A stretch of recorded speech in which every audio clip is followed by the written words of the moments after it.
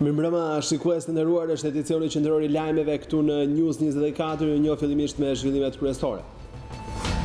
Kryeministri Rama njofton një tjetër masë të veçantë për përballimin e situatës nga Covid-19, ndalohen pagesat e qerave nga ana e bizneseve të vogla dhe familjarëve të regjistruar në punë që kanë ndaluar punën për shkak të luftës. Sipas Partisë Demokratike, Rama mbron oligarkët dhe nxit përplasjen sociale mes shqiptarëve. Shënohet viktima I 16 nga koronavirusi, një 78 vjeçar nga Durrësi. Ka arritur në 277 numri të infektuarve me koronavirus, ndërsa pozitiv kanë rezultuar edhe 8 fëmijë. Spanja trondit botën, regjistron 950 viktima në 24 orë, ndërsa qeveria akordon një fond prej 100 milion eurosh për kompanitë dhe të vetpunësuarit, ndërkohë në Itali janë regjistruar 760 të vdekur në një ditë. Ministrja e Mbrojtjes Olta Gjashka reagoi në lidhje me kallëzimin e Partisë Demokratike për tenderin e ushqimeve, duke theksuar se gjithçka është bërë sipas ligjit, ndërsa Ali Beaj I ka bërë thirrje prokurorit të lërë karantinën dhe të nisë hetimin. Vion kalvari I rreth 60 shqiptarëve të bllokuar në pikën kufitare të Kakavijës. Autoritetet greke do t'i lejojnë kalimin drejt Shqipërisë pasi të lejohen nga palat shqiptare. Partia Demokratike I kërkon qeverisë të mos I braktisë qytetarët shqiptarë dhe t'ju mundëstojë kalimin. Ish deputeti demokrat Oerd Bylykbashi akuzon kryeministrin Rama se nuk ka pasqyruar në formularin e dekriminalizimit ndalimin nga policia italiane vite më parë në Bologna.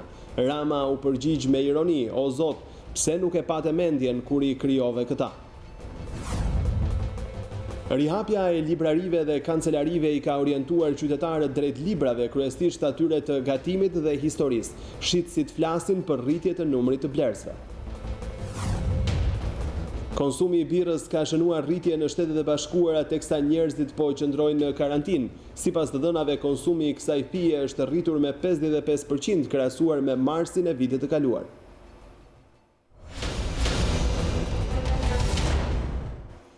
Vjojmë tani më gjerësisht, kryeministri Rama njofton një tjetër masë të veçantë për përballimin e situatës nga Covid-19.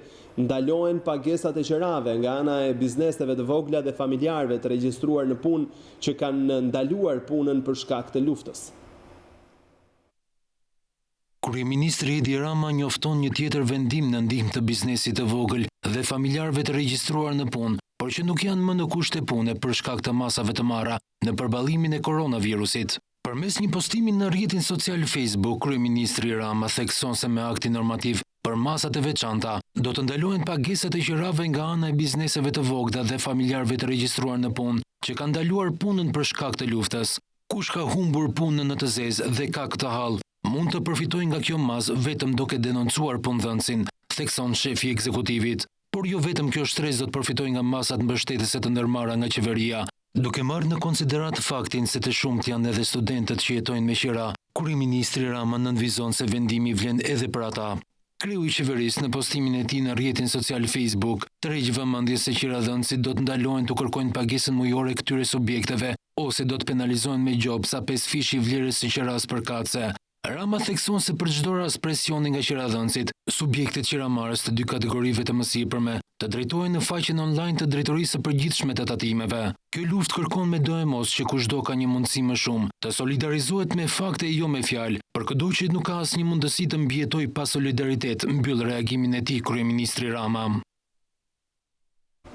Nismën për të ndaluar pagesën e qeras nga qeramarrësit e bizneseve të mbyllura për studentët dhe familjarët që kanë ndaluar punën, Partia Demokratike e ka cilësuar si një vepër të turpshme dhe antikushtetuese. Në një deklaratë zyrtare, Partia Demokratike nënvizon se kryeministri po mbron oligarkët e 120 milion eurove dhe po nxit përplasjen sociale mes 3 milion shqiptarëve. Sipas Partisë Demokratike, shumë qytetarë jetojnë me qerat që marrin, paguajnë shpenzimet dhe një grup tjetër paguajnë këstet e kredive me to. Ky vendim do të ulte jo vetëm të ardhurat për qiradhënësit, por gjithnjë më shumë shqiptarët nuk do të kenë aftësi paguese. Ekonomia në vend do të goditet akoma më keq në zinxhirin e konsumit dhe kjo vetëm do të shtojë varfërinë dhe numrin e të varfërve, thekson në deklaratën e saj Partia Demokratike. I menjëhershëm ka qenë edhe reagimi i kryeministrit, I cili deklaron se ende pa dalë akti normativ, Partia Demokratike është lëshuar nga dëshpërimi. Sa gjyna që janë, nuk e gjej dot pse Zoti nuk ua ushqen më fare vajin e kandidit të trurit, po nuk kemi ç'të bëjmë, shprehet Rama.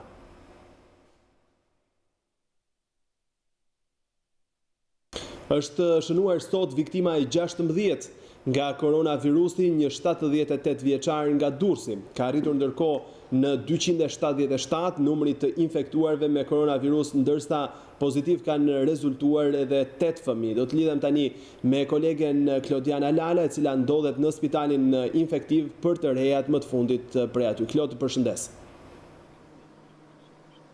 Përshëndetje Vini, atëherë zyrtarisht thuhet nga burime pranë spitalit infektiv se 5 persona të cilët janë të infektuar nga COVID-19 janë të intubuar, gjendja e tyre është stabil, por kritike për jetën. Në fakt, mosha mesatare e këtyre personave sipas burimeve zyrtare është mbi 65 vjeç dhe kanë sëmundje bashkëshoqëruese si diabeti, hipertensioni apo sëmundje të tjera.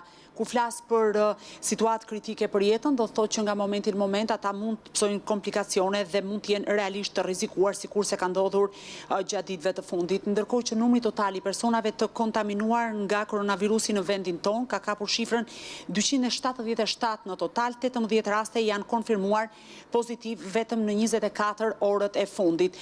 Ndërkohë ditën e sotme është shënuar për fat të keq edhe një viktim, bëhet fjalë për një 76 vjeçar nga Durrësi dhe është për fat të keq viktim e 16 që nga dita e parë kur u konfirmua edhe rasti I parë me COVID-19 në vendin tonë. Për momentin mbahen të shtruar në spitalin infektiv 81 persona. Lajmi I mirë është konfirmuar në fakt vetëm pak minuta më parë nga Ministrja e Shëndetësisë zonja Ogerta Manastrirliu, e cila tha se 5 persona, pra 5 pacient, pritet të lënë spitalin për sa kohë që kanë rezultuar negativ në testet radhasi dhe konsiderohen të shënuar. Në fakt, nga ky numër, nga 5 persona që pritet të lënë spitalin, janë 9 në total që konsiderohen sipas mikëve të shëruar, megjithatë për 4 tjerët pritet ketë një konfirmim të mëvonshëm. Ndërkohë që sa I përket testimeve, vijon në fakt Instituti I Shëndetit Publik duke zgjurmuar rastet dhe testuar të gjithë personat e dyshuar. Nga ana tjetër, janë edhe masat kufizuese të ndërmarra nga qeveria që po I mbajnë njerëzit të izoluar në banesat e tyre me qëllim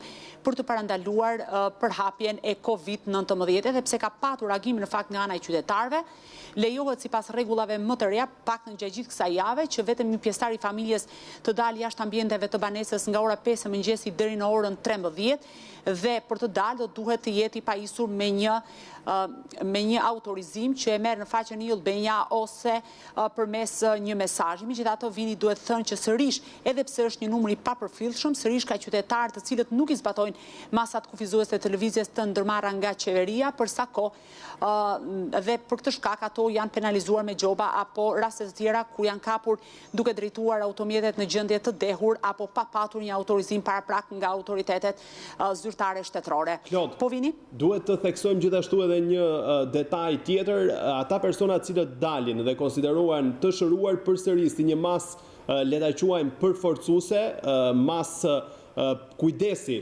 duhet thënë prapë përsëri duhet të qëndrojnë 14 ditë në karantinë apo jo në shtëpi edhe pasi shërohen.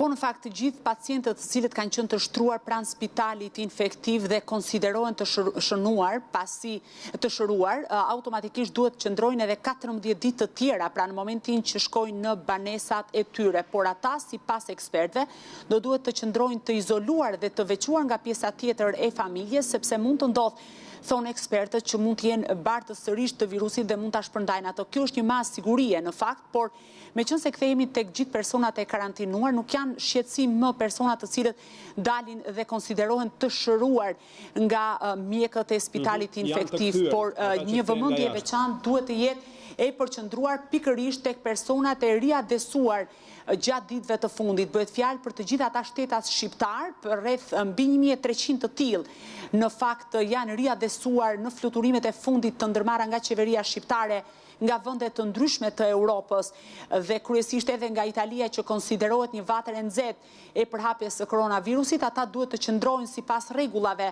14 ditë dhe pikërisht theksi dhe vëmendja duhet të jetë tek ta qytetar. Në fakt policia është duke bërë monitorime në banesat e tyre, megjithatë nuk është e pamundur për policinë e shtetit të kontrollojë të gjithë qytetarët që kanë hyrë në pikat kufitare, jo vetëm përmes pikës së kalimit kufitar në Rinas, por edhe në pikat toksore. Kjo do të mbetet në ndërgjegjen e gjithë secilit qytetar që të qëndrojë i vetë karantinuar për 14 ditë, sepse kjo është një masë paraprake së pari për shëndetin e tyre, për pjesëtarët e familjes, por edhe për personat të cilët rrethojnë dhe përmbar shoqërinë në tërësi. Në këtë kuptim është në fakt një thirrje që kanë bërë edhe autoritetet e shëndetësisë, por edhe autoritetet policore, gjithashtu edhe media që do duhet të qëndrojnë të izoluar për sa kohë, për këtë 14 ditor që konsiderohet edhe periudha e inkubacionit. Megjithatë, kemi patur raste në fakt, ditën e djeshme kam patur një intervistë me një nga mjekët e klinikës stomatologjike universitare, i cili më konfirmoi faktin se ka patur gjatë këtyre ditëve persona të cilët duhet ishin në vetë karantinim, por janë detyruar ta thyen atë për shkak se kanë patur për shembull dhimbje shumë të forta të dhëmballës dhe kanë shkuar për të marrë ndihmë. Megjithatë, duke përjashtuar në një rast shumë ekstrem, do duhet që gjithë ata të qëndrojnë të izoluar. Ky është një rast urgjence, po problemi është, siç e the ti, ata cilët nuk e respektojnë dhe nuk janë të ndërgjegjshëm, po dalin xhiro edhe pse janë kthyer pra nga jashtë, janë riadhesuar. Me sa kam lexuar, vendet e tjera e kanë zgjidhur nëpërmjet teknologjisë këtë, pra duke përdorur për shembull telefonët, smartphone-ët nëpërmjet GPS-it, pra dhe mund të kontrollohet shumë kollaj vendodhja e personit nëpërmjet GPS-it që është në një smartphone. Megjithatë, do na duhet dhe neve ndoshta të përdorim teknologjinë, pasi siç e the dhe ti, nuk mund t'i vendosim gjithë secilit nga një polic për t'i mbikëqyrur 24 orë 24 këta persona që kthehen. Në fakt, sa i përket teknologjisë, është një zgjidhje e shpejtë, por për momentin në vendin tonë nuk është bërë mundur. Këtë praktikë në fakt e bëri Korea, në mos gabohem, e cila i gjurmoi të gjithë personat e dyshuar dhe lëvizjet e tyre, duke arritur në këtë mënyrë të gjurmonte edhe gjithë personat të cilët mund të ekzistonte mundësia të ishin të kontaminuar nga COVID-19. Megjithatë, vini, për ta përmbyllur, në fakt është në ndërgjegjen e gjithë secilit qytetar. Policia ka vendosur masa, ka ndëshkuar me gjoba ata qytetarë të cilët e kanë thyer karantinën. Gjithashtu ka penalizuar të gjithë drejtuesit e automjeteve të cilët kanë dalë në rrugë pa patur një autorizim paraprak apo kanë lëvizur në ambientet e jashtme të banesës pa patur në fakt një arsye thelbësore për të lëvizur. Në këtë kuptim nuk është një çështje vetëm policore, do duhet që vetë qytetarët të ndërgjetësohen, sepse vetëm në këtë mënyrë mund të jepet mundësi mjekëve të cilët po përballen në frontin e parë për të ndihmuar ose për të ardhur në ndihmë atyre personave dhe për të shëruar ata të cilët janë të kontaminuar tashmë, sepse duhet kemi parasysh që në fakt izolimi nuk është sipas ekspertëve, nuk është se do ta largojë përfundimisht virusin. Problemi është që të zbutet sa më shumë kurba që mjekët të kenë mundësinë për të ardhur në ndihmë dhe për të patur kujdes, për të dhënë kujdesin e duhur të gjithë personave të kontaminuar dhe duke shtrirë sa më shumë në kohë do të jetë edhe më e lehtë për të përballuar. Në këtë kuptim që masat izoluese të paktën të marra prej 3 javësh në vendin tonë, sigurisht sipas ekspertëve në pamje të parë flitet që kanë dhënë një efekt, megjithatë askush nuk mund të flasë me siguri sepse do duhet të presim të paktën dhe 2 javë të tjera për të kuptuar situatën reale në të cilën ndodhet vendi jonë sa i përket numrit të personave të kontaminuar me COVID-19. Megjithatë, hap pas hapi, besoj edhe autoritetet do të marrin veprime të mëtejshme dhe vendime të mëtejshme për këtë çështje. Të falenderoj Klod për këtë raportim, ishim me kolegen Klodiana Lala nga Spitali Infektiv në Qendrën Spitalore Universitare në Tereza. Për të vjuar tani me të tjera informacione, mjeku Pëllum Pipero ka bërë një parashikim optimist për situatën në të cilën ndodhemi nga pandemia e koronavirusit. Në një lidhje për News24, Pipero tha se kjo javë do të jetë piku i pandemisë, ndërsa javën e 3 të prillit numri i rasteve do të bjerë. Situata në spitalin e sëmundjeve infektive, në opinionin tim, është e qëndrueshme. Edhe pse ka problematika, neve po e përballojmë, do thosha, me shumë përkushtim dhe profesionalizëm njëkohësisht. Unë besoj që pritshmëritë tona ndoshta janë të kaluar me rastet e shëruara, pra neve tashmë kemi mbi 60-70 të shëruar, që është një arritje e madhe për mjekësin tonë, për bluzat e bardha, bardha, për spitalin sëmundjeve infektive gjithashtu, ndërkohë që fal masave të marra nga qeveria, po dhe respektimi të thosha në maksimumin e mundshëm nga qytetarët edhe të këshillave të profesionistëve për të treguar kujdes në jetën e tyre të përditshme sa i takon masave të higjienës personale. Epidemia tek ne, apo pandemia, le të themi pasojat e pandemisë, nuk, për fat të mirë, nuk arritën atë kurbën me maj, kurbë do thosha të papërballueshme nga kapacitetet shëndetësore. Kurba ka qenë e zbutur, rritja ka qenë e qëndrueshme, por graduale, çka tregon një ritëm do thosha të përballueshëm nga bluzat e bardha dhe ne kemi përballuar më së miri deri tani. Besoj kështu do shkoj dhe më tej. Kam thënë që mbështetur në indikator të rëndësishëm të kësaj epidemie, unë besoj që kjo javë do jetë java, besoj që tek ne duhet të arrijë pikun, pra numri i rasteve të reja me COVID-19, java tjetër do jetë në këto nivele, po në shesh pushimi, pra jo në rritje më, e mandej do vi rënja e rasteve. Besoj që në fillim të javës së 3 të prillit, numri i rasteve do fillojë të bjerë, natyrisht gradualisht, por do fillojë të bjerë, dhe shpresoj shumë që krahas rënies së numrit të fillojnë të zbuten edhe masat e qeverisë në raport me lëvizjen, me aktivitetin ekonomik, pra të filloj një gjallëri e saj. Është mjaft e vështirë të bëhen parashikime të sakta, po besoj kështu. Që sëmundja apo ky virus ka një periudhë inkubacioni shumë të gjatë. Jo të gjithë rrim në shtëpi, dikush del nga shtëpia, mjafton të ketë dalë para 2 javë, apo para 3 javë, apo para 10 ditësh dhe ta çojë virusin në shtëpi dikush nga familjarët. Pra duhet ju them që përmes kontakteve të afërta transmetohet. Nuk ka rrugë tjetër transmetimi përmes kontakteve të afërta. Andaj vazhdojmë të këmbgulin fort që qytetarët të qëndrojnë sa më shumë në shtëpi, sa më gjatë në shtëpi dhe të dalin vetëm për arsye shumë të mëdha. Vjen sasia e parë e respiratorëve të ri, financimi i qeverisë shqiptare për forcimin e kapaciteteve në përballimin e situatës së COVID-19. Ministrja e Shëndetësisë Ogerta Manastirliu ka komunikuar drejt për drejt me ekipin e mjekëve dhe infermierëve të reanimacionit të spitalit COVID-2 Shefqet Ndroqi, ku janë dyfishuar kapacitetet me respirator. Kemi një lajm të mirë nga kontrata e lidhur, sapo janë vendosur respirator të rinj, di që kanë ardhur 5 të parët, ndërkohë që priten të lëvrohen dhe të tjerët. Në total kemi 54 në transhin e parë dhe më pas do të kemi edhe 50 të tjerë e kështu me radhë sipas porosive. Numri i spitalit që Qendrori ka filluar pritjen e rasteve me COVID-19. Filloi që me rastin e vajzës që u interventoi kirurgjikisht para disa ditësh, fatmirësisht është mirë dhe po përgatit edhe për të dalë nga spitali.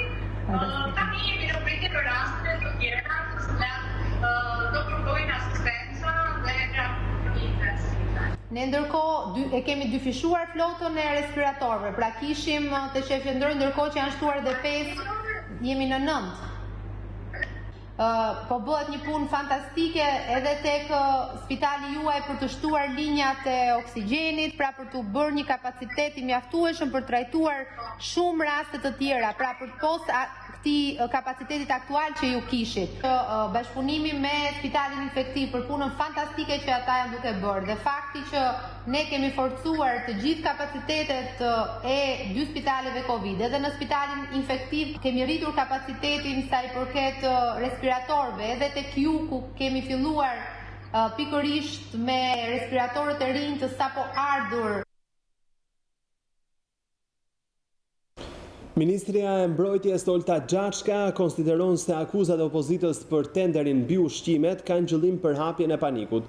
Në deklaratën e saj, Xhaçka thekson se tenderi është kryer bazuar në ligj.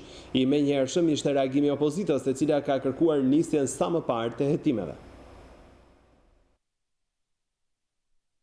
Ministri e Mbrojtjes Olta Xhaçka ka hedhur poshtë akuzat e Partisë Demokratike, sipas të cilës tenderi prej 1.5 milion eurosh për blerjen e ushqimeve ka qenë i paracaktuar.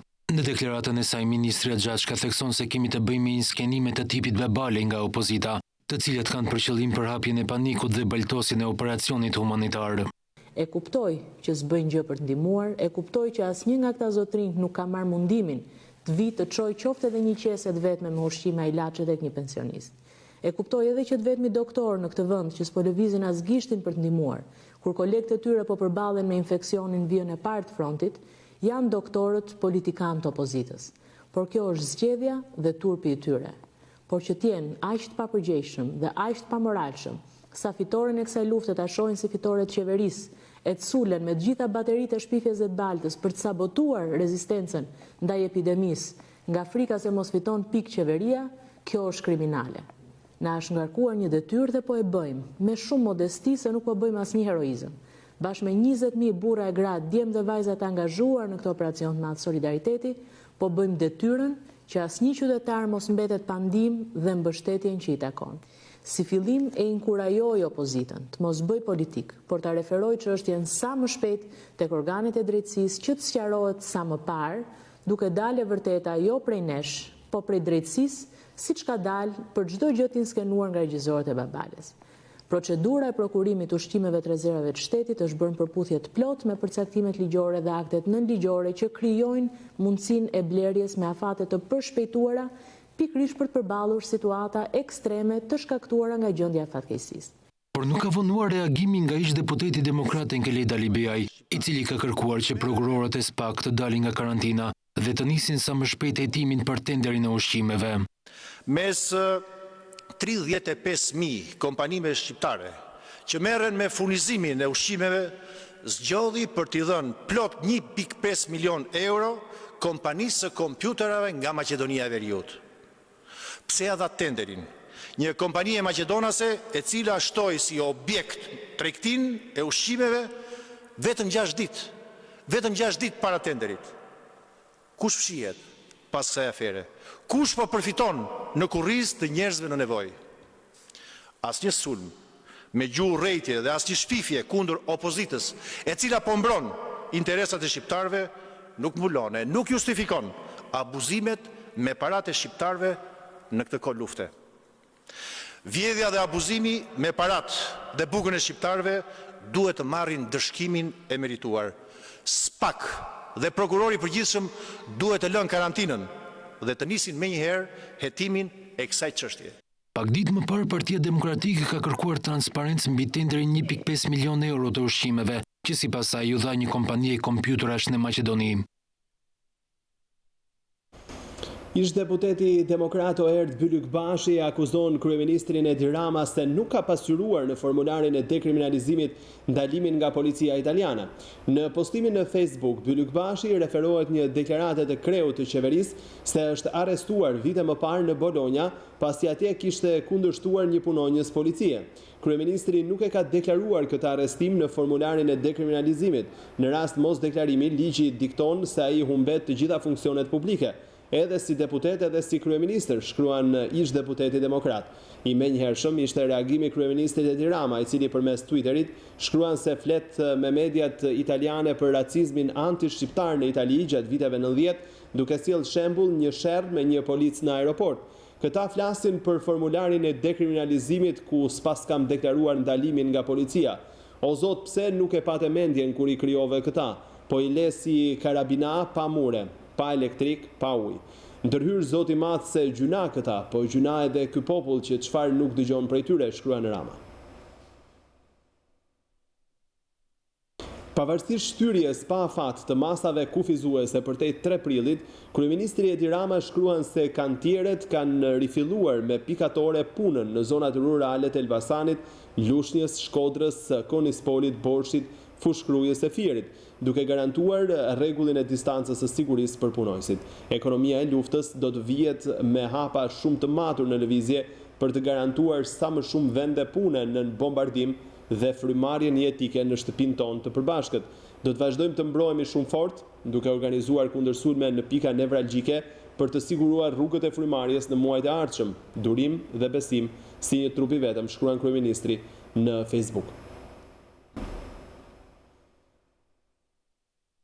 3 muajt e ardhshëm deputetët do të marrin gjysmën e pagës. Vendimi është marrë mbledhjen e byros të kuvendit të drejtuar nga kryetari Gramoz Ruçi, që u zhvillua online.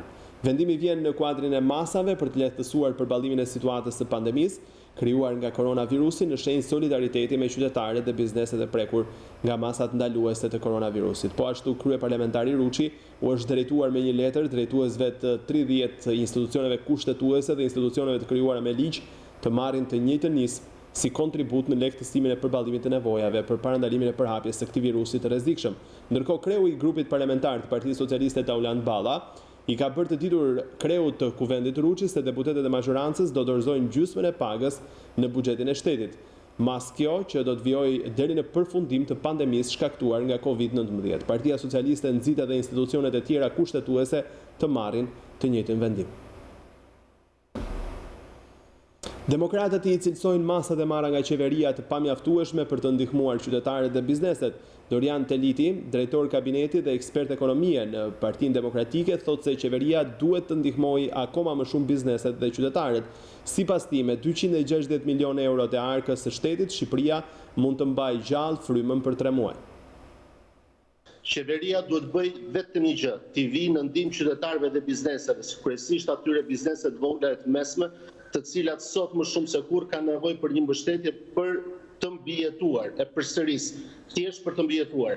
Masat e marra nga qeveria janë tërësisht shpjesore, janë të pamjaftueshme dhe ne fatkeqësisht do të konstatojmë gjatë javëve të ardhshme që këto masa do të jenë, le të themi, shkatërruese për ekonominë shqiptare, pasi nuk do t'i japin ndihmën e duhur dhe shumë biznese ka për të falimentuar dhe njerëzit do të zhyten akoma dhe më tepër në mjerim. Qeveria nuk mund të kënaqet me anë të, le themi, të call centerit të ri që ka hapur me drejtues Aloetin, të cilët i thot atyre që unë me këto mundësi kam, por kjo është tërësisht e pavërtetë, pasi hapësirat sotme të arkës së shtetit, të buxhetit të shtetit janë të mjaftueshme për të përballuar të paktën 3 muajt e parë të krizës, duke i përfshirë të tërë popullatën shqiptare, ata që kanë nevojë, që janë mbi 1 milion shqiptar, duke i përfshirë në skemën e subvencionimit të mbështetjes financiare me ato mundësi që neve kemi aktualisht sot. Sot njerëzit kanë nevojë, janë këta njerëz, janë këta qytetarë, janë këto bizneset që kanë mbushur arkën e shtetit për 10, 15, 20, 30 vite të fundit, dhe sot shteti ka për detyrë t'i qëndrojë atyre afër dhe t'i kthejë parat atyre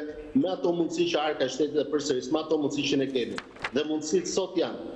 Kemi afërsisht 250-260 milionë euro që flenë gjumë në arkën e shtetit, të cilat janë të destinuara për 10-12 mijë qeshok dhe për shpenzime luksi, të cilat sot, meqense kryeministri ka deklaruar luftë, duhet të sillet si në kohë lufte dhe jo të trajtoj njerëzit sikur të jemi në luftë dhe njëkohësisht mbështetja ndaj tyre të jetë sikur të jetë në kohë paqe. Kjo është e papranueshme dhe e patolerueshme. Pra ajo që kërkojmë ne është gjithë përfshirje dhe rritje me 2 deri në 3 herë e fondeve buxhetore në mbështetje si të shtresave nevojë ashtu dhe të biznesit.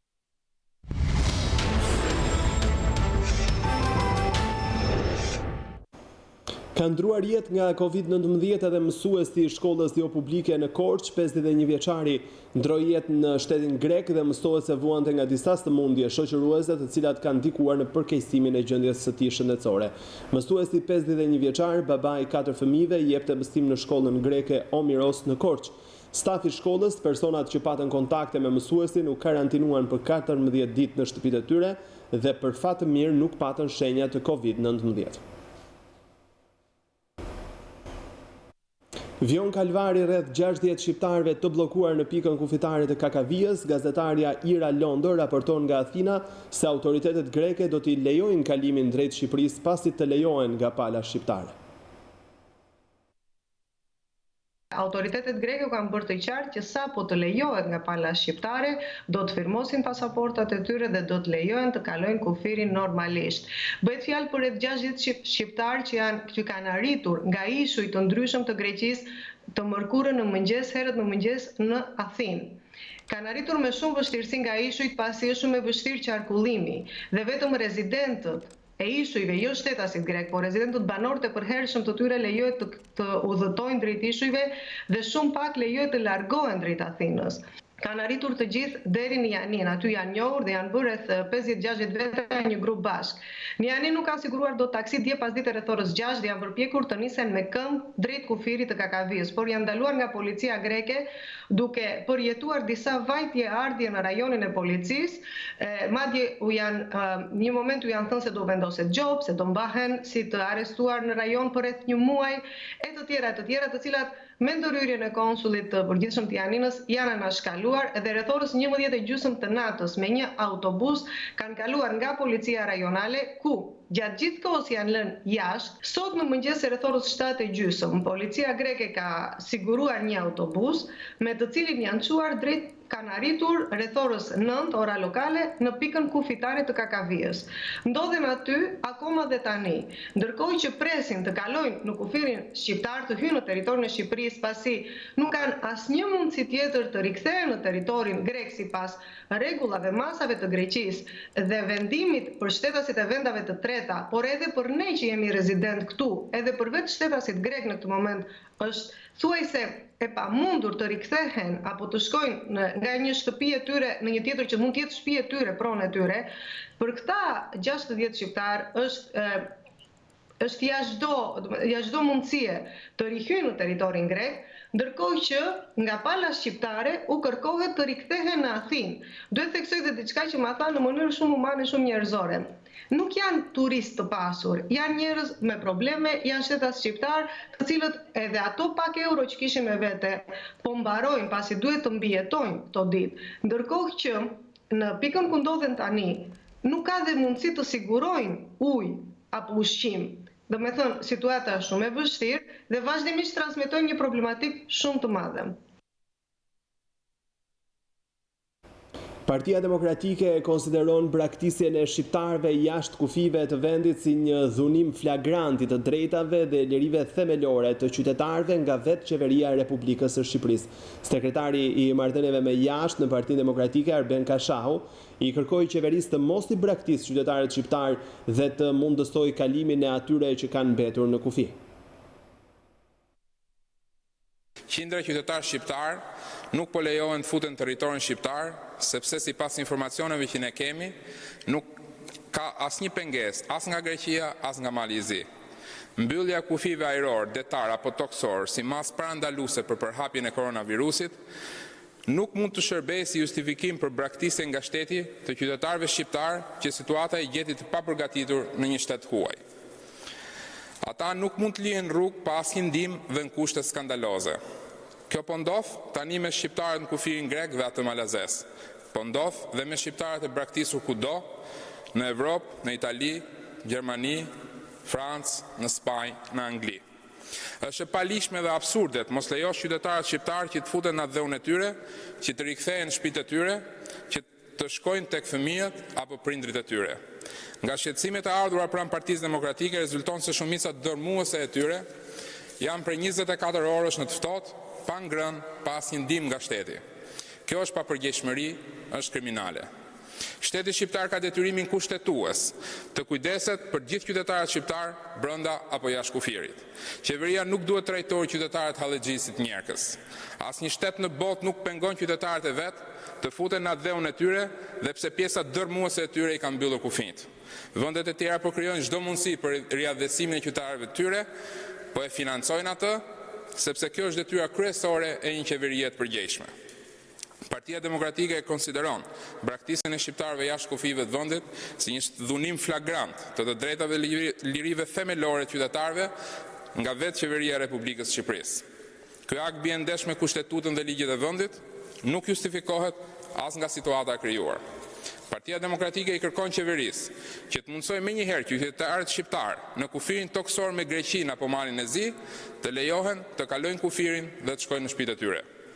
Secili prej tyre duhet të mbahet sipas ligjit në mbikëqyrje shëndetësore dhe të vetë karantinohet në shtëpinë e tij, duke mos u lejuar të dalë jashtë banesës për të paktën 14 ditë nga momenti i hyrjes në Shqipëri. Në këtë mënyrë arrihet të sigurohet që ato të mos bëhen burim infektimi për të tjerët. I njëjti rregull duhet ndiqet dhe për qytetarët e tjerë që kanë mbetur rrugëve të Europës. Qeveria duhet riadhesojë çdo shqiptar që për shkak të mbylljes kufive nuk mund të rikthehet pranë familjes. Çdo vonesë është papërgjegjshmëri dhe kushton shtrenjtë.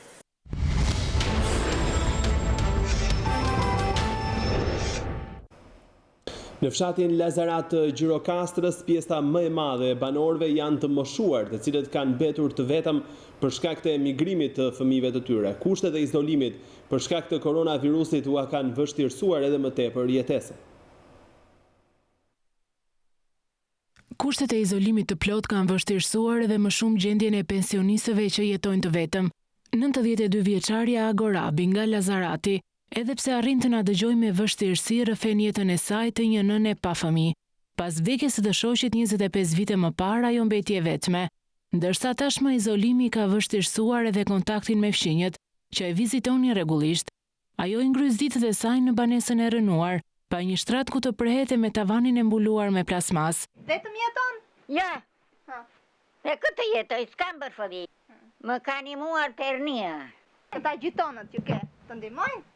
Po s'ka më ndihmojnë, gjitonët ata janë për vete të tyre. Familjar të tu, ke në fshat të tjerë? Kam këtu njërës të je këtej. Ca të mjetë, ca të burrite. Të vinë ata? Jo, ja, pësën, vinë. Kur së murën vinë. Po ta shina na kë gripi. Që ka dalë vajzë, po neve dalë mas e parta. Po kaq në vështirësi është vendosur pas karantinimit të përgjithshëm edhe 61 vjeçarja Drita Nuri. Prej 3 javësh ajo ka kufizuar edhe kontaktet me fëmijët që janë në emigrim. E sëmur dhe e mbetur pa pension, Drita thot se situata po i përkeqësohet çdo ditë, pasi fëmijët nuk kanë mundur t'i dërgojnë më asnjë ndihmë prej nisjes së karantinimit. Nëna ti jeton e vetme? Po, e vetme. Fëmijë kam plot 5. Ku i ke fëmijë? Fëmijët i kam apur në jashtë shtetit, në emigrim, pension s'kam, të ardhura s'kam, e sëmur janë, dritat i kemi pa paguar, mesit i paguaj, me ti kam në karantin brënda, pa pun i kam, ata s'kam për vetet të tyre, kështu që kam gelur mes 4 rrugve, aste dhe një gjës më dërgojen. Tani i them o Zot, hidhna perni të ham të themi. Të moshuarit në shtëpinë e tyre të përbashkët Kennedy në Korçë kanë një mesazh. Me këngën e bulevardit të Korçës, ata na përshëndesin nga vetë izolimi i tyre i rrept.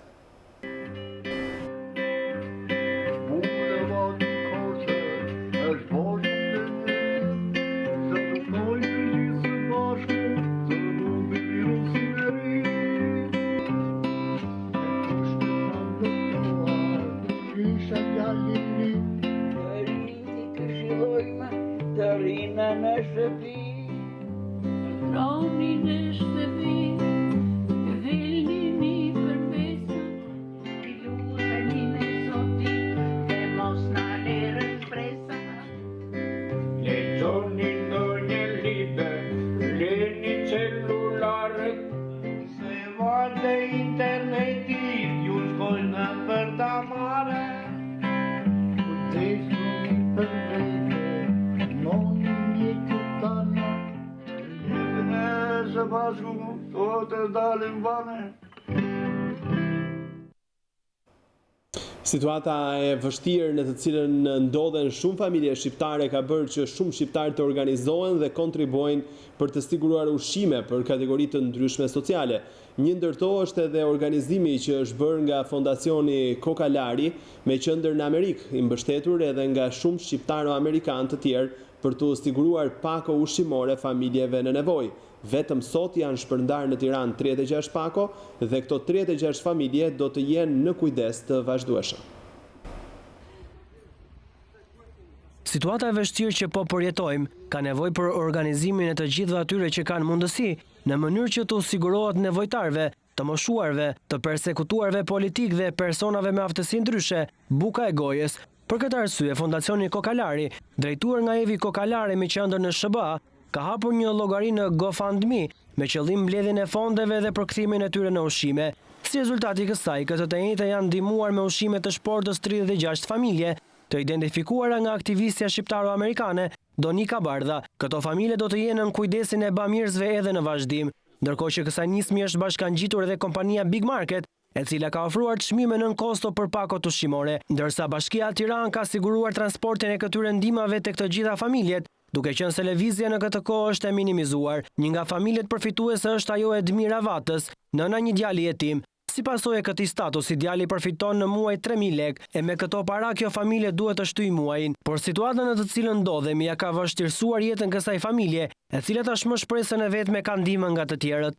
Unë jetoj me 30.000 lekë çunit, çunja është statusi timi. Unë as jam as në punë, as gjë nuk jam. Nimin ekonomike që kam unë ma ka njek nimin ekonomike, nga që të pse të shkam punë. Po ne me smunje kronike, në fakt, dhe nuk jam me ofër punë. Ne hajmë buke menca, në fakt, edhe të mencës nga ka një mund, në fakt. Ka që asë rast kam blej dhe mësot, se s'kam pas qatë blej, se pa lek qatë blej. Lutim zote mos kena ndaj problema shumë që të smuhem janë e gjë, se po të smuhem, unë s'kam asë lek shpjes të kam. Mami merre 100.000 lek pension me mami. Mami pagun ujë, pagun drita, pagun shpinë, se e kena shpinë drejt legalizimit. Kur je pensioni as lek s'ngel mrejna. Po duhet me hangën më pak që t'i rezervojmë pak që mos na harxhohen shpejt. Këto kohë të vështira që po jetojmë, ka nevojë për kontributin e të gjithëve që munden, në mënyrë që t'u sigurojmë këtyre familjeve që janë në nevojë bukën e përditshme.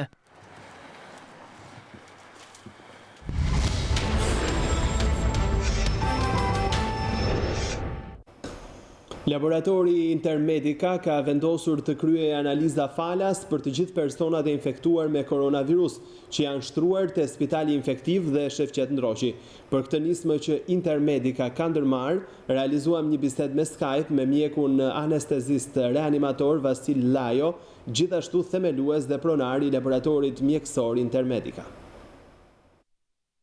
Dua të sqaroj se nuk kemi të bëjmë analiza për antigenin, pra për virusin, siç mund të jetë ideja tek opinioni publik për tamponat ose për imunologjin, testet e gjakut për të përcaktuar nëse është infektuar nga koronavirusi.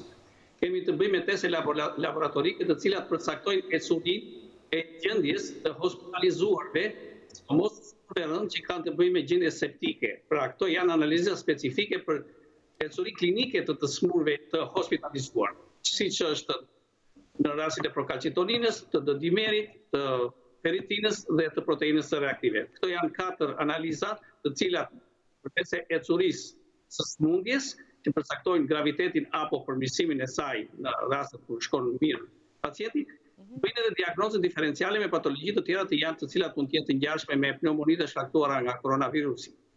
Duke qenë se janë analiza bazë dhe kryesore që janë në praktikën e përditshme hospitaliere, nuk se po bëhen tani, ato janë bërë me kohë, mendova të ofroj dhe unë si laboratori Intermedica një kontribut modest në ndjekjen dhe trajtimin e të smurve me koronavirus, të smurve të hospitalizuar me koronavirus. Kjo është një lehtësi për mjekun që do të mbi kokën e smurve, pra mjekun terapeutist, bazuar mbi një protokoll të caktuar që ata kanë për ndjekjen e të smurve.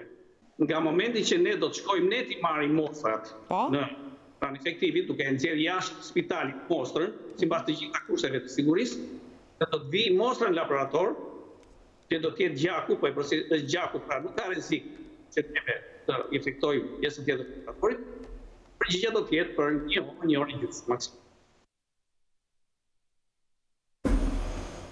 2 prilli, dita ndërkombëtare e autizmit, i ka gjetur shumë fëmijë të këtij spektri të mbyllur në shtëpi dhe me vështirësi të shumta si pasojë e pandemisë së Covid-19.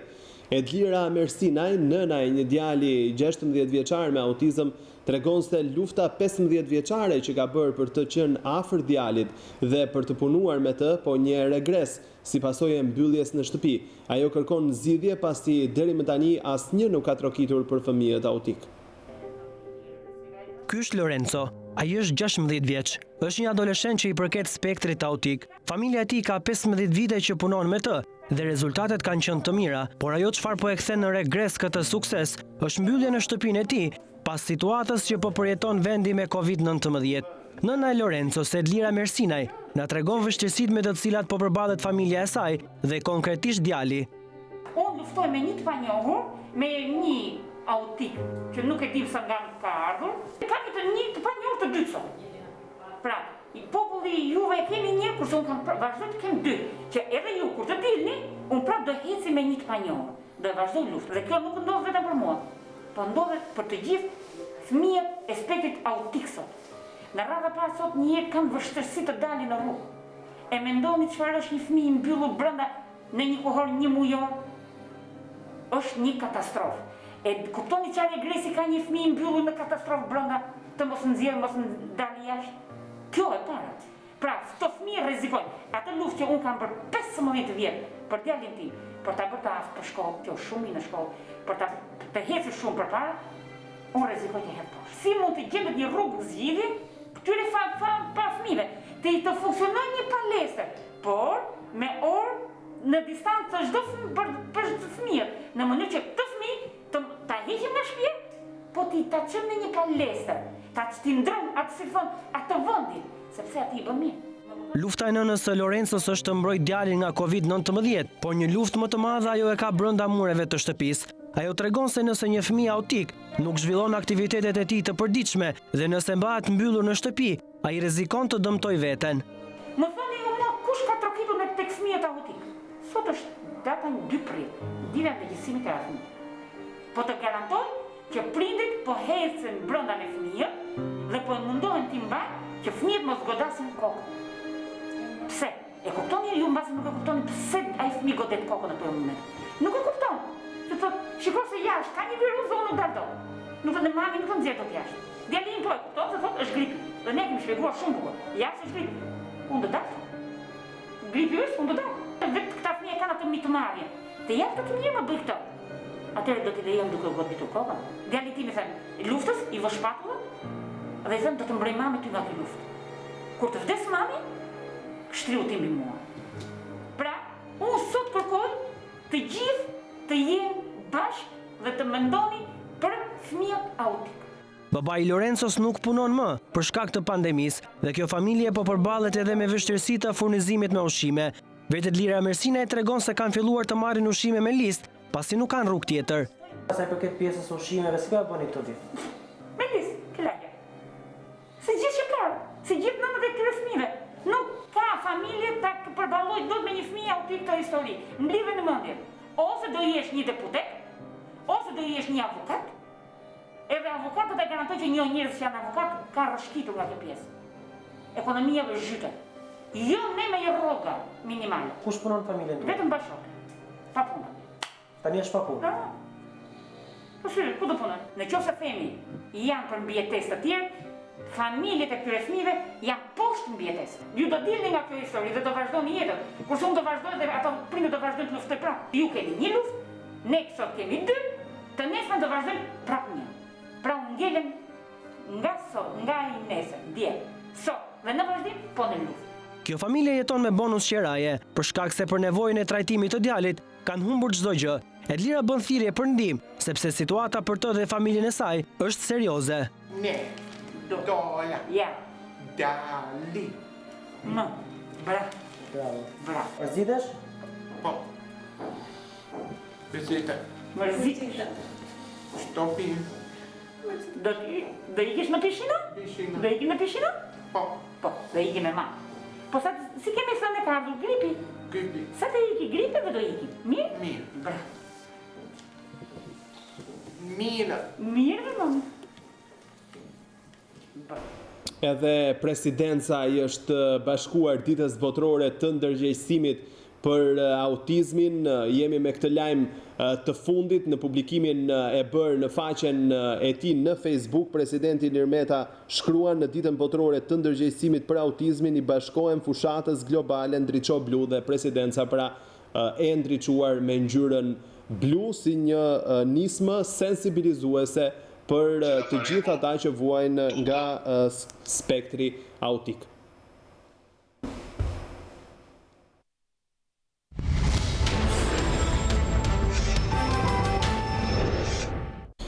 Vjojmë me të tjera informacione. Spanja trondit botën, regjistron 950 viktima në 24 orë, duke quar në 10.003 numrin total të viktimave që nga shpërthimi i pandemisë të koronavirusit. Deri tani numërohen 110.238 personat infektuar, ndërkohë në Itali janë regjistruar 760 të vdekur në 24 orë, ndërsa numri të infektuarve ka pëstuar rënje. Në total numërohen 13.915 viktima. Në Gjermani janë shënuar 77.981 raste të prekura me Covid-19 me 931 persona të vdekur. Ndërkohë në Francë janë prekur 56.989 persona, ku 4.032 kanë humbur jetën. Në Iran numërohen 47.593 të prekur dhe 3.036 të vdekur. Në Britaninë e Madhe janë prekur 29.474 dhe 2.352 persona kanë humbur jetën. Në Shtetet e Bashkuara, që mban edhe vendin e parë për numrin e të prekurve në botë, janë infektuar 215.344 vet, ndërsa 5.112 kanë ndruar jetë. Spanja ka njoftuar masa të forta ekonomike për të lehtësuar krizën e shkaktuar nga koronavirusi. Spanja synon që përmes këtyre masave të mos humbasin vendet e punës. Ministria e Ekonomisë do të jap deri në 100 milion euro garanci për financimin e dhënë nga institucionet e kreditit për kompanitë dhe të vetpunësuarit. Qeveria spanjolle ka miratuar një sër masash të reja për të lehtësuar krizën e shkaktuar nga koronavirusi COVID-19.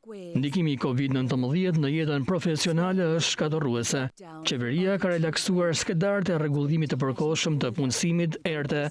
Vendimi prek ato të shkaktuara nga arsye të forcës madhore dhe gjithashtu ato të arsyetuara për shkaqe ekonomike të shkaktuara nga COVID-19. Qeveria duke lehtësuar këto skedar synon të minimizojë pushimet nga puna dhe që pasi kriza shëndetësore të marrë fund, punëtorët të mund të kthehen në vendet e tyre të punës. Skedarët do të përpunohen brenda 5 ditësh duke eliminuar periudhën e konsultimit me punëtorët.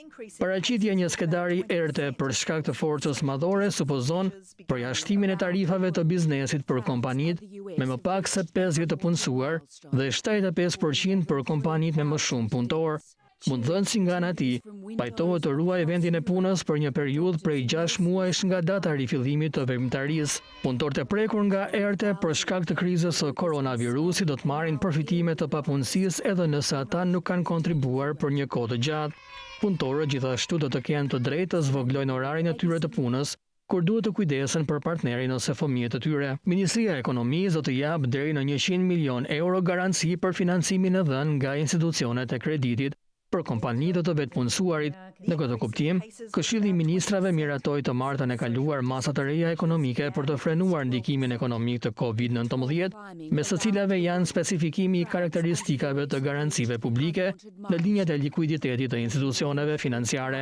Kjo linjë e parë e garancive për të mbështetur të vetpunësuarit ka një shumë prej 20 milion euro të cilën qeveria do t'i zgjerojë në varësi të nevojave. Të dhënat e asigurimeve shoqërore në Spanjë tregojnë se afro 900.000 punëtorë kanë humbur punën e tyre që nga 12 marsi, kur vendi u izolua nga COVID-19. Numri i njerëzve të regjistruar zyrtarisht si të papunë në vend u rrit me 3.5 milion në mars, niveli më i lartë që nga prilli 2017.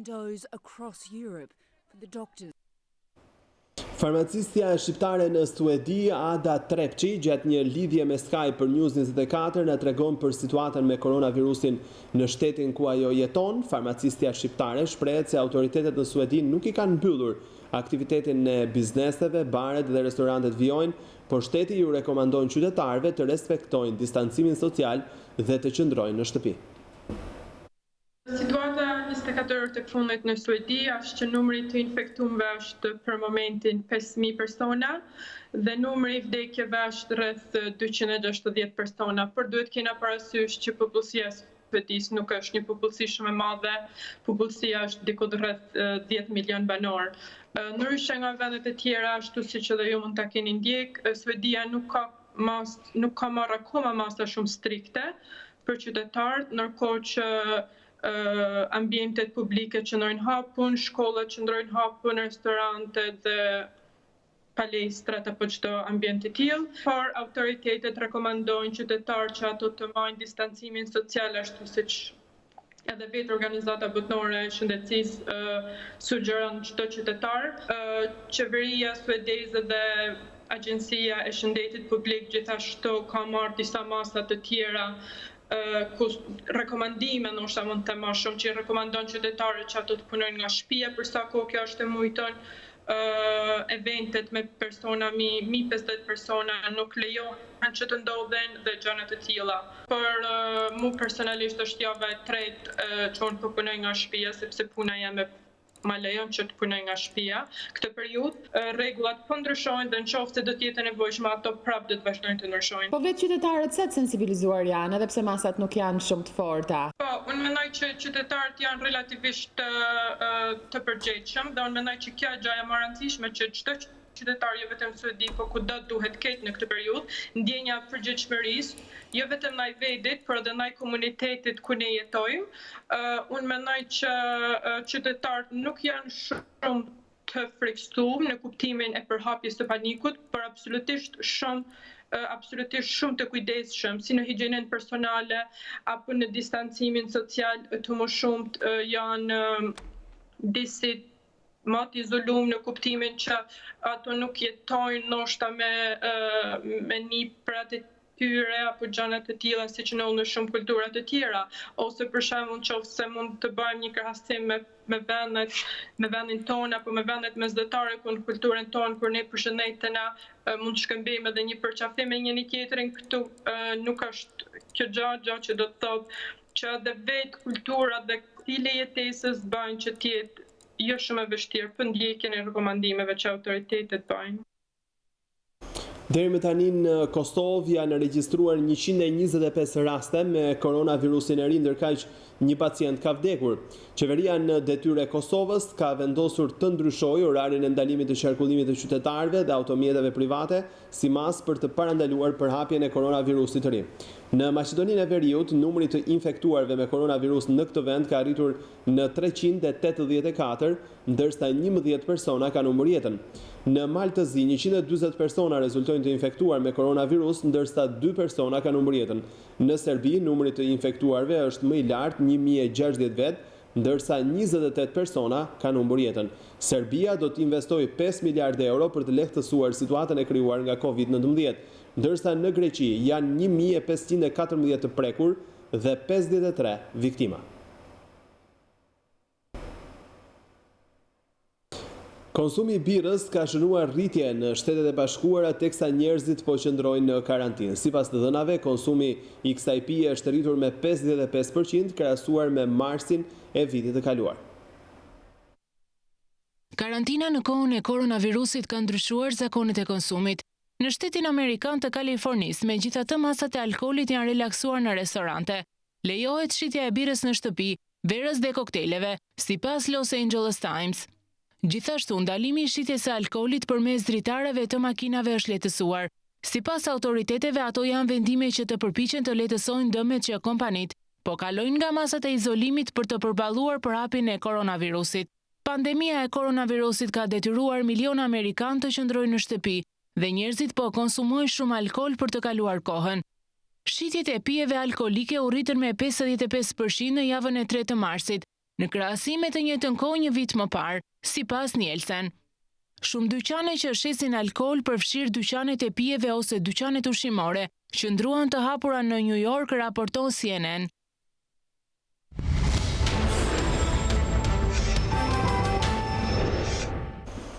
Nuk ishin të pakt qytetarët të cilët janë drejtuar librarive të hapura vetëm disa ditë më parë. 60 minutat e leje daljes, ata i kanë shfrytzuar për të gjetur librin e preferuar si mënyra e vetme për t'u arratisur nga muret e mërzitshme të vet izolimit. Banesën tuaj nuk do ta quani më karantinë, nëse gjatë këtyre ditëve do të lexoni libra të cilat do t'i thyejnë 4 muret e mërzitshme. Urdhri i Ministrisë së Shëndetësisë ditë më parë për të rihapur librarin ka gëzuar këtë librashitse. Mund të them që jemi shumë të gëzuar që libraritë u rihapen sërish, pasi kjo gjë është një mënyrë që njerëzit fillojnë edhe të ndajnë kohën dhe me librat. Duke shfrytzuar në maksimum minutat e lejedaljes, disa qytetarë u janë drejtuar sot librarive. Kryesisht vinë prindrit që blejnë libra për gjithë familjen, për fëmijët dhe për pjesëtarët e tjerë të familjes, dhe gjithashtu ne respektojmë fashën e orarit, gjithashtu dhe rregullat e tjera të vendosura nga Ministria e Shëndetësisë. Të shumtë janë ata që shfrytëzojnë këtë kohë dramatike që po kalojmë për të lexuar. Librat për ngritjen shpirtërore dhe ata historik po kërkohen më shumë gjatë ditëve të vetizolimit. Mund të them që kanë qenë gjini të ndryshme që kanë qenë më të preferuarat, ku mund të përmend librat e kuzhinës si në gjuhën shqipe po në shtunë dhe në gjuhën e huaj, librat e letërsia klasike që asnjëherë nuk del jashtë kohe, librat e psikologjisë dhe motivimit, librat e fëmijëve dhe romanet kryesisht. Në letërsinë botërore, libri ndoshta më i mirë i shkruar me temë epidemin është Murtaja i shkrimtarit dhe filozofit francez Albert Camus. Në javët e fundit, kur bota duket e pushtuar nga Covid-19, botuesit e murtajës bëjnë me dije se në Amazon nuk ka mbetur asnjë kopje e librit, ndërsa në shkurt shitja e tij ishte mbi 150% krahasuar me një vit më parë. Kërcënimi global po i shtyn lexuesit drejt librave që janë shkruar për epidemit apo pandemit. Titujt më të kërkuar janë të autorëve Daniel Defoe, Decameron, William McNeill dhe Susan Sontag. Edhe kancelarit ka një bum shitjesh në Tiranë. Artikujt më të kërkuar janë lapsat dhe bojrat me ngjyra, plastelinat, si dhe lojrat kreative, siç janë puzzle. Prindrit vijojnë të blejnë si më parë artikuj shkollor, edhe pse fëmijët mësojnë në kushtet e shtëpisë. Pas vendimit të Ministrisë së Shëndetësisë 109 aktivitete tregtare, sot vijojnë punën normalisht. Në këto ditë prilli të pazakonta me borë, fshati turistik i Dardhës, i cili duhet ishte i mbushur me turistë, është i boshatisur. Bujtinat, hotelet, restorantet në Dardhë janë mbyllur për shkak të situatës nga Covid-19, duke paralizuar të vetmin burim të ardhurash për dardharët turizmi. Një nga destinacionet më të bukura dhe më të frekuentuara në Shqipëri, fshati turistik i Dardhës nuk është parkur kaq bosh. Dobora, në këtë fillim prilli, do të tërhiqte turistët nga çdo vend i Shqipërisë e jo vetëm, por bujtinat, hotelet apo edhe shtëpitë pritse janë mbyllur për shkak të situatës së krijuar në Shqipëri nga Covid-19, duke paralizuar të vetmin burim të ardhurash për dardharët, turizmin. Sa ka ndikuar kjo pandemi për fshatin turistik? 100%. Vetëm vërtitemi për kot këtu, është për të habitur si me komandë u zhduken njerëzit. As vjen njeri faje, edhe këtu që janë ata që kanë familjet, edhe ata me frike me datë rinë se mos. Janë pleqe plaka të gjithë dhe kështu që neve jemi të izoluar brenda. Në turizmin e Dardhës 100%. Se nuk vijnë turista, të tëra janë të mbyllura, të bllokuara, lokalet, hotelet, restorantet, të tëra janë të bllokuara. Në rrugët e brendshme të fshatit, tashmë nuk mungojnë vetëm turistët, por edhe banorët. Dardha shquhet për vendodhjen e saj mes malesh në 1344 metër lartësi, por sot, në këto ditë të vështira, Dardha ofron veç se një panoramë të heshtur. Ekonomia është thuajse për toke. Përderisa ti nuk e qarkullon paranë dhe nuk tyn paraja, çdo gjë është e mbaruar. Deri kur do vazhdoj kjo është me keq se një murtaje. Çfarë të bësh, ku të vesh? Të tërë rrugët janë bosh. Dardharët shpresojnë që kjo pandemi të mos zgjat shumë për të mos patur humbje edhe më të mëdha.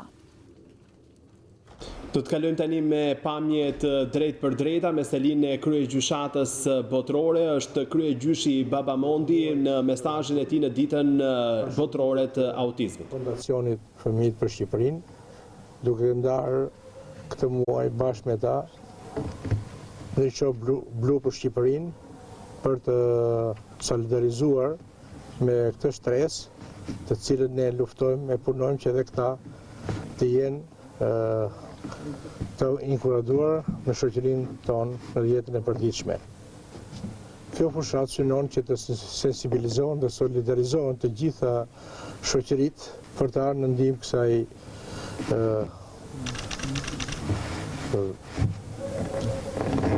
për të ardhur në ndihmë të kësaj kategorie të njerëzve autik.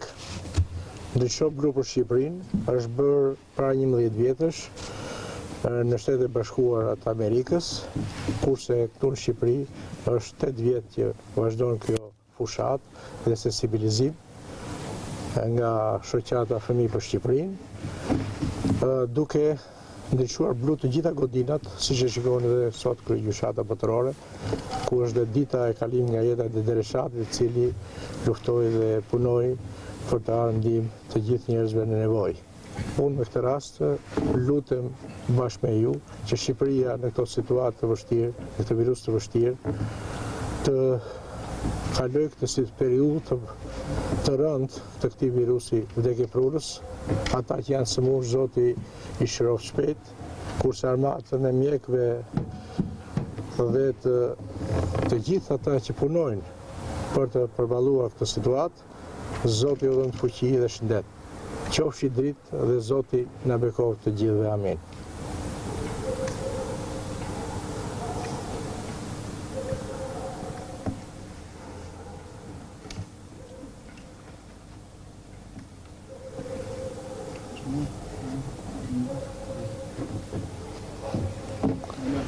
Faleminderit, çuna. Ishim drejt për drejt me Selin e kryegjyshatës botërore të Bektashive, mesazhi i Baba Mondit me rastin e ditës botërore sensibilizuese për autizmin. Ne kemi mbritur në fund të këtij edicioni informativ, shikues nderuar. Unë kujtoj se për t'u informuar çdo moment të ditës ju mund të klikoni në faqen balkanue.com duke shpletuar aty online edhe informacionet e gazetës shqiptare ose duke na ndjekur në kohë reale nëpërmjet live streamit. Shikim të këndshëm në vazhdim.